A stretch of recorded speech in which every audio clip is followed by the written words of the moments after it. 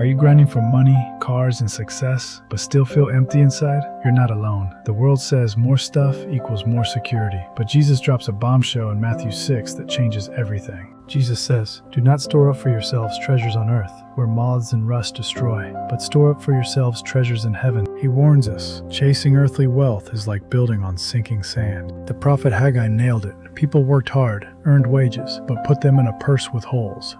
Why? They built their own houses while God's house was ignored. When we prioritize our own desires and withhold the 10% that belongs to God, our wealth vanishes through a bag with holes faster than we can earn it. Life does not consist in an abundance of possessions. Keep living for this world and you end up spiritually broke. Jesus offers a better way. Giving the first 10% back to God isn't just about money, it's a heart reset. It shifts your focus from temporary things to eternal ones. Under the Old Testament, the tithe supported God's work. The Levites did not inherit any lands. They relied entirely on the tithes of God's people to perform their sacred duties. Today, it funds preaching the gospel, feeding the hungry, and reaching every nation with Jesus. And God makes it personal.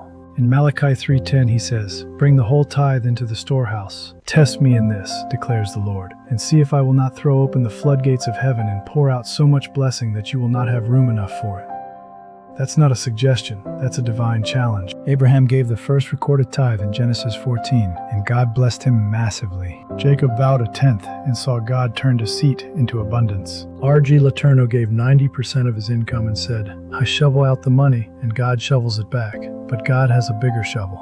He became one of the richest inventors of his time. William Colgate started tithing on his very first bar of soap. He kept increasing his giving and built a global empire. David Green of Hobby Lobby tithed from day one. Today the company gives over half its profits, hundreds of millions, to the gospel. Pat Gelsinger, former Intel CEO, started at 10% and now gives half his income to kingdom work, calling it the best investment of his life. They tested God with the tithe, and he opened the windows of heaven.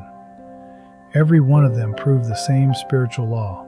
You cannot outgive God. As we stand in these last days, the question for each of us is, where is your treasure?